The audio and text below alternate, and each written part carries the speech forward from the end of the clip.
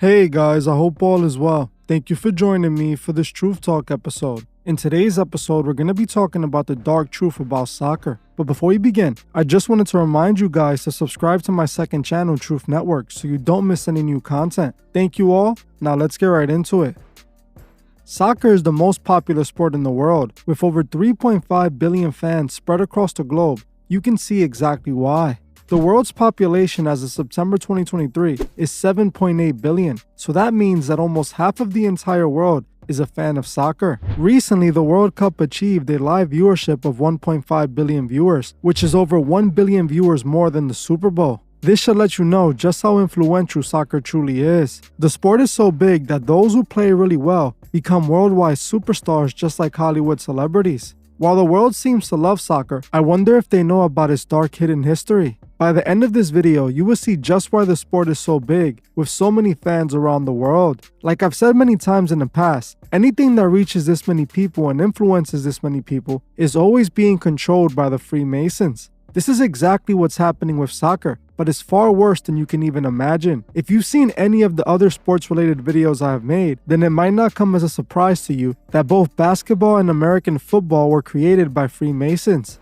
James Naismith, who's credited as the creator of basketball, was a Freemason and part of the Lawrence Lodge No. 6. He was a 33rd degree Mason and the most worshipful master of his lodge. Walter Camp, who's considered the father of American football, was a part of the Freemason-created secret society called the Skull and Bones. I have proved in the Skull and Bones video I did that a Freemason created the Skull and Bones, making it a fraction of Freemasonry. When it comes to soccer, to no surprise, it's exactly the same as the other sports. The Freemasons were behind the creation of soccer, and I'm going to show you exactly how. Ebenezer Cobb Morley is considered the father of modern soccer, being the one credited with establishing the sport. Just like James Naismith and Walter Camp, Morley was associated with the Freemasons. Most people who watch soccer have no idea how rooted in Masonry the sport really is. Believe it or not, soccer was created in a Masonic lodge. On the 26th of October, 1863, 11 football clubs and schools from London met at the Freemasonic Tavern to form the Football Association and to agree on a code of football rules. Morley was in attendance and was awarded this plaque by the Freemasons for his importance in establishing the sport.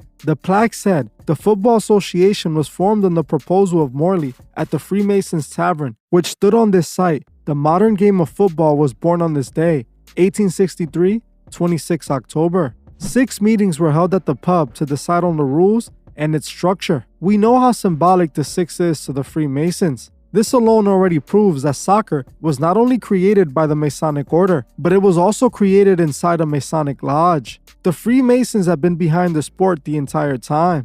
To this day, the Freemasons play an important role in soccer, as just in 2015, the Grand Masonic Lodge of England that's led by Duke of Kent granted a warrant to establish an official football Masonic lodge. In this Daily Mail article announcing the lodge, it openly admits that the lodge was for players, managers, and referees who are Masons to gather 4 times a year to listen to guest lectures from the world of football, as well as perform a series of Masonic rituals. Openly, the Daily Mail, a mainstream media outlet, revealed that not only the creators of soccer are Freemasons, but the players, managers, and even the referees are Freemasons as well. They also revealed that all the Freemasons in soccer meet up 4 times a year in the same lodge to perform Masonic rituals. What more proof is needed to prove the Freemasons not only created soccer, but are still in control of it? One of the soccer legends that have been open about their Masonic membership was Sir Stanley Matthews. Stanley played the outside right position, playing from 1932 to 1963, and passed away in the year 2000. Dixie Dean, who's considered the best center forward of all time, even being indoctrinated in the English Football Hall of Fame in 2002, was also a Freemason.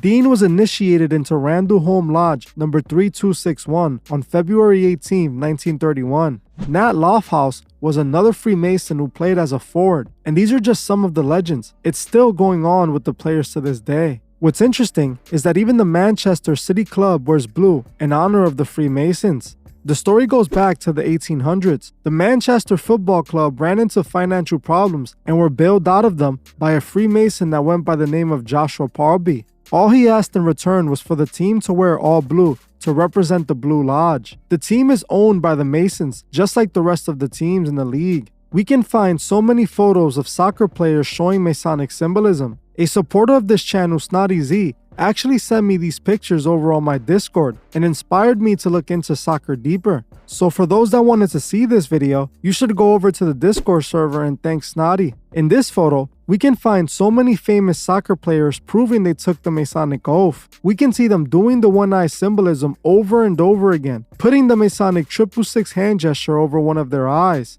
They can also be seen throwing up the devil horn gesture or the pyramid gesture. All of it points to the Masonic order, and it shows that all of these stars who play the game took the Masonic oath. One of the biggest soccer superstars right now is Messi. Messi is a worldwide star, and I often see so many of you request I look into him. Messi, just like many of the other stars I just showed you, has pictures doing the one-eye symbolism. He also has an eye tattooed on his arm pointing to the one-eye symbolism. In this photo, he can be seen pictured with a goat. This is common occult symbolism, as occultists worship the goat beast Baphomet. This is what Messi is referring to. Soccer is ran by the Masons, so in order to make it to the level like Messi made it to, you have to take the Masonic oath. And that's exactly what Messi is showing us, just like Ronaldo. Ronaldo is another massive player worshipped by millions around the world. Just like Messi can be seen doing the Masonic one-eye symbolism pose on many occasions. He can also be found throwing up the Masonic devil horns, showing that he indeed took the oath and he's a worshipper of the goat.